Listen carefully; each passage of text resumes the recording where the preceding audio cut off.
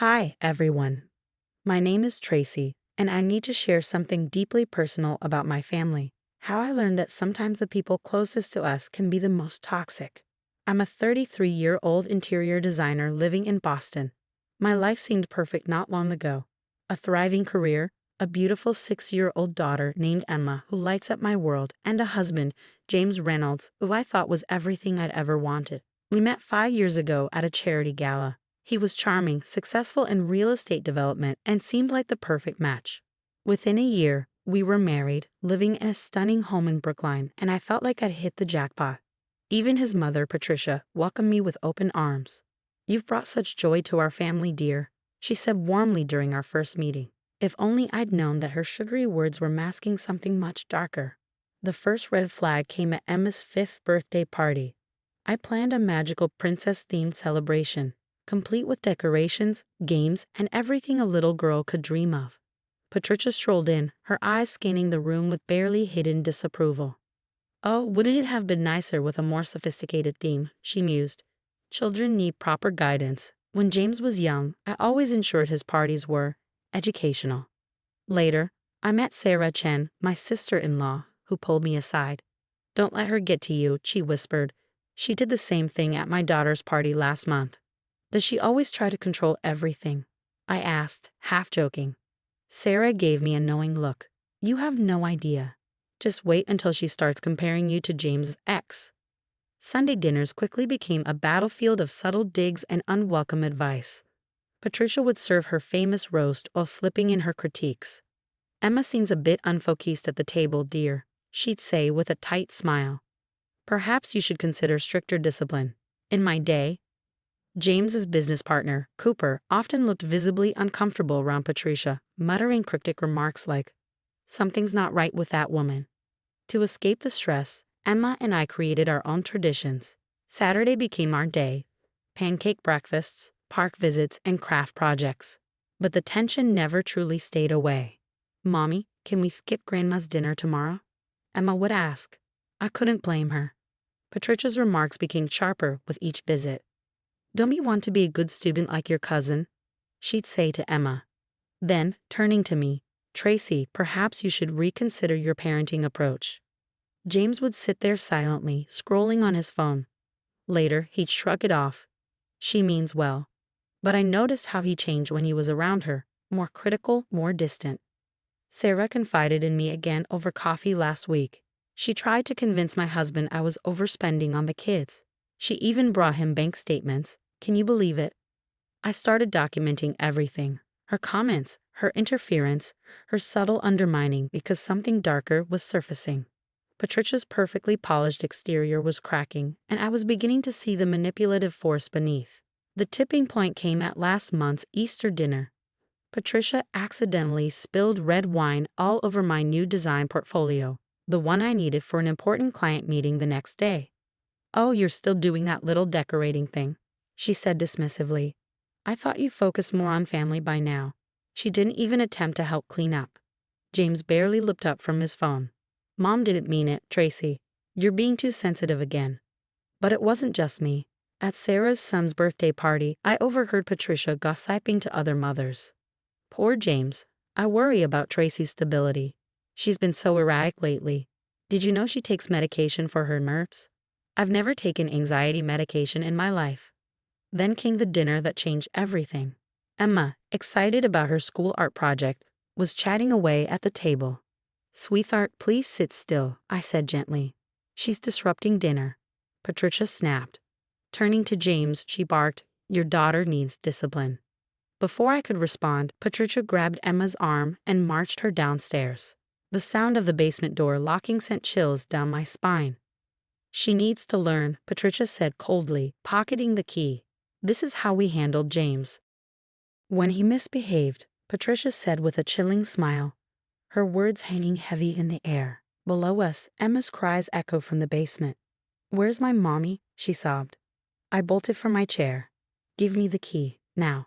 "You're being hysterical, Tracy," James said, his tone clipped, as if I were the one out of line.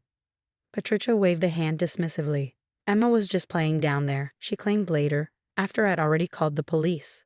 "Stop making a scene." That night, while James was in the shower, his phone lit up with messages from Patricia. One caught my eye. "We need to handle the situation before she ruins everything. Remember what happened with Rachel? We can't let that happen again. I've already spoken to Dr. Harrison about getting her evaluated." My hands shook as I read those words. Who was Dr. Harrison? What had happened with Rachel? The next day, James pulled me aside at work. His expression was grave.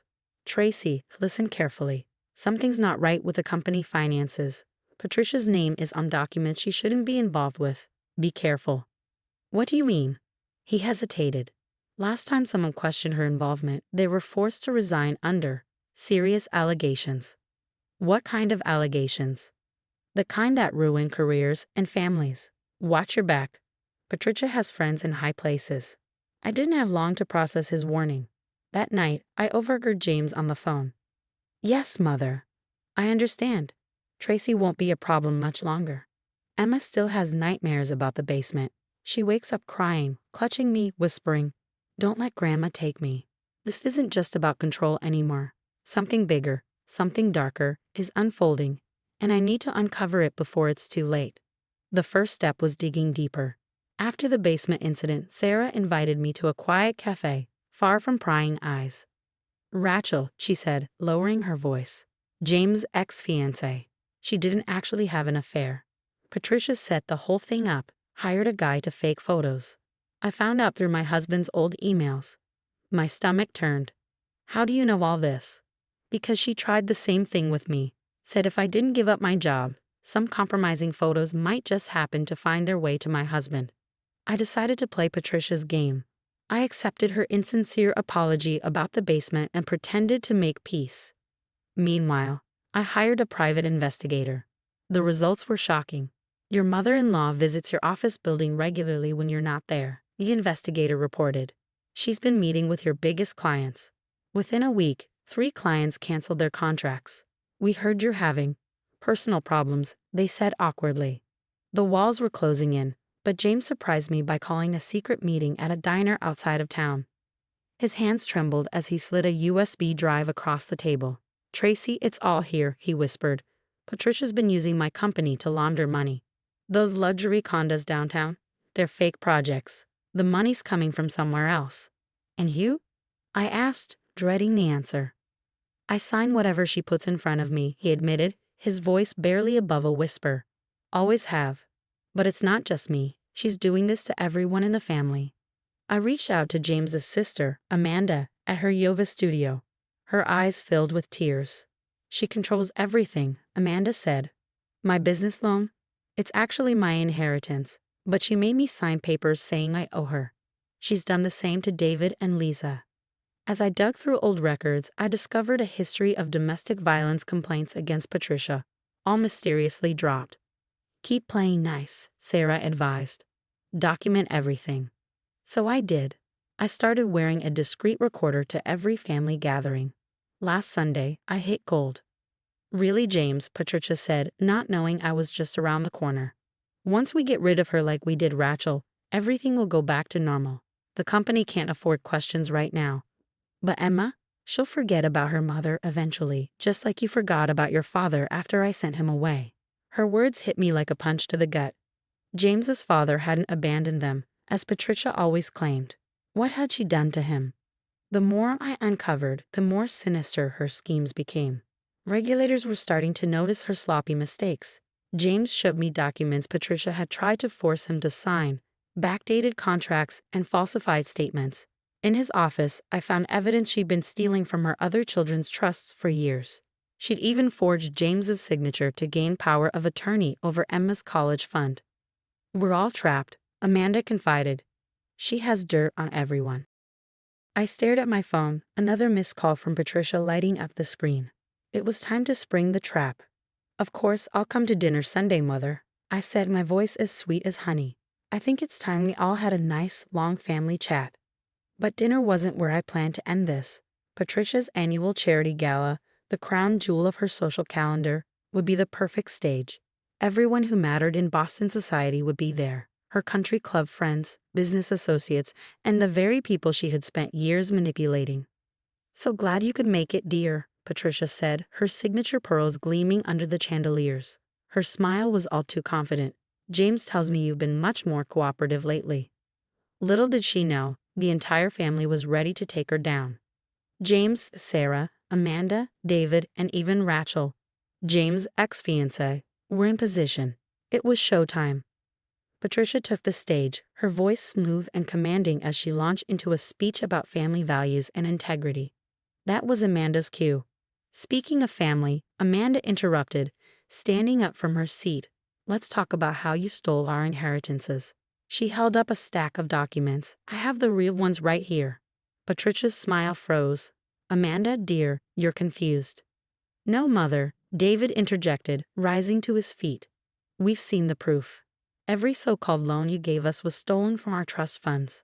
Sarah stepped forward next, holding up her phone. Shall I play the recording of you threatening to frame me for an affair? Or maybe the one where you admit to hiring someone to stalk Rachel?